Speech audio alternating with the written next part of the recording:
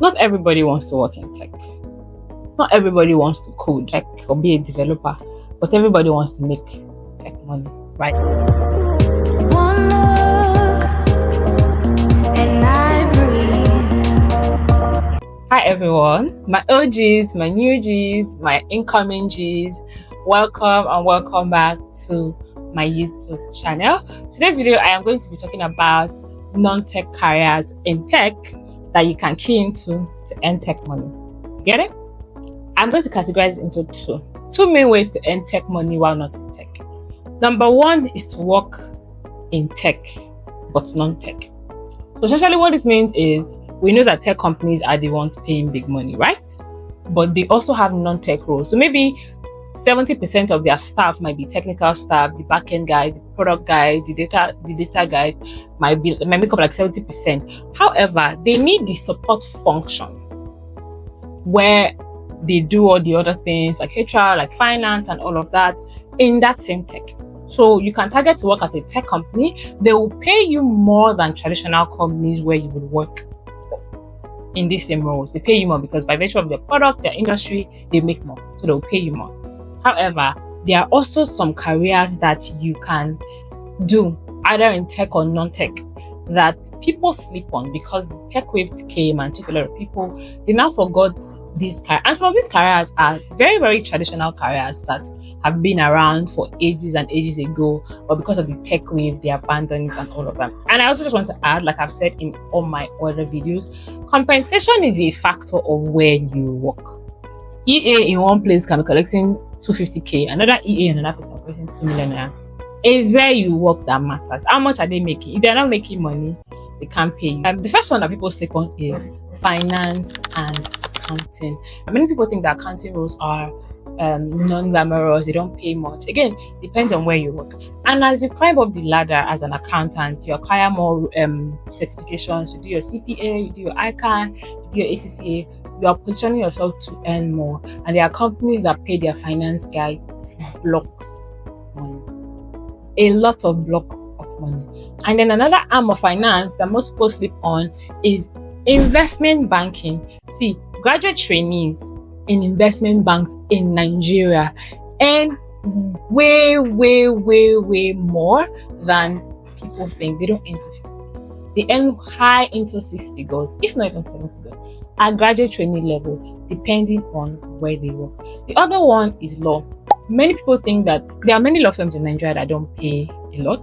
However, as a lawyer, the tier 1 law firm, there was something that came out earlier in the week where the tier 1 law firm pays NYSC corpus, their NYSC associates, 508,000 naira as NYSC.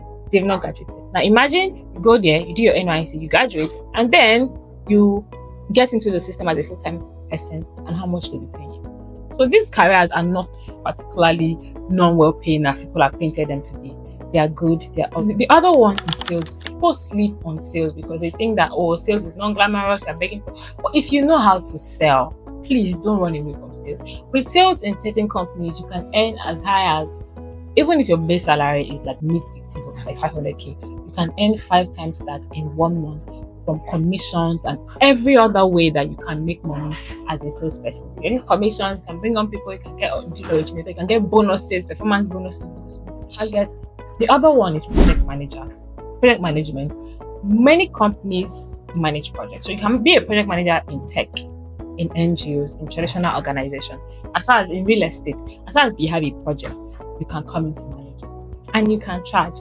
And I want everyone to be open-minded because the way you get paid at entry level also varies. As you climb up the ladder, you're able to earn more, you have more experience, you have more network. So keep an open mind, okay?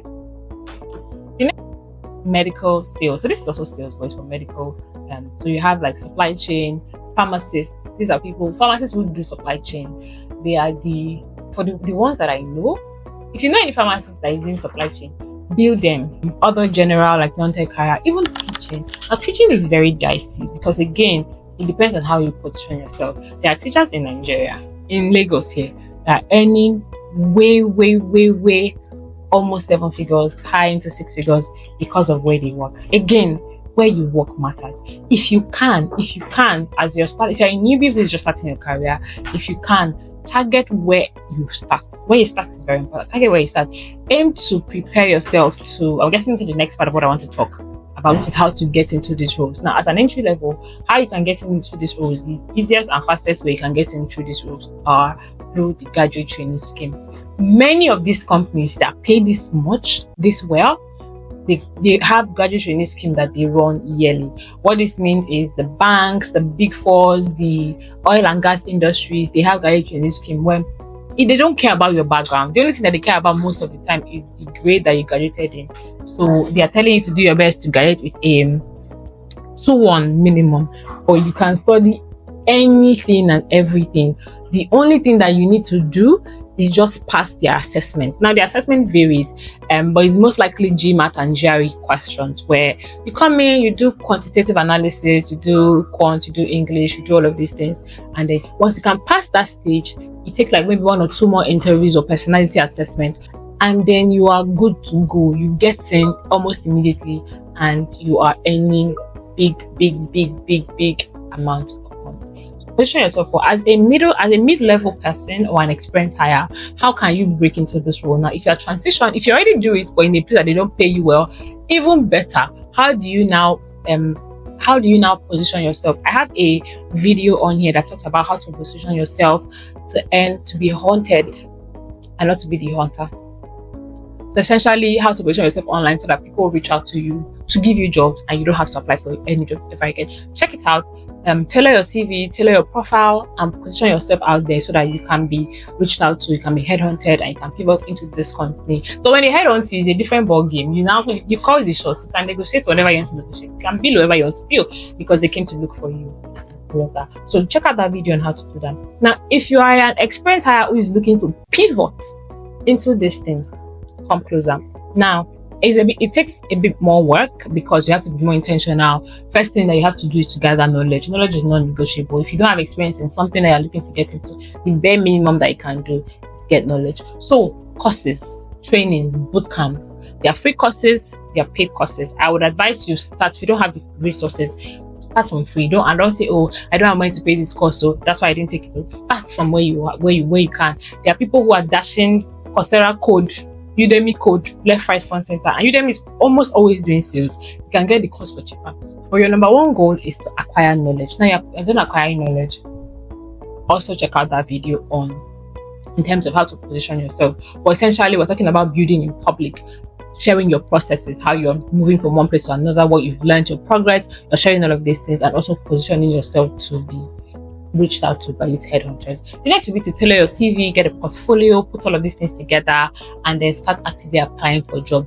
Tell them, don't swallow it. Tell people around you, oh, I'm looking to get into product management.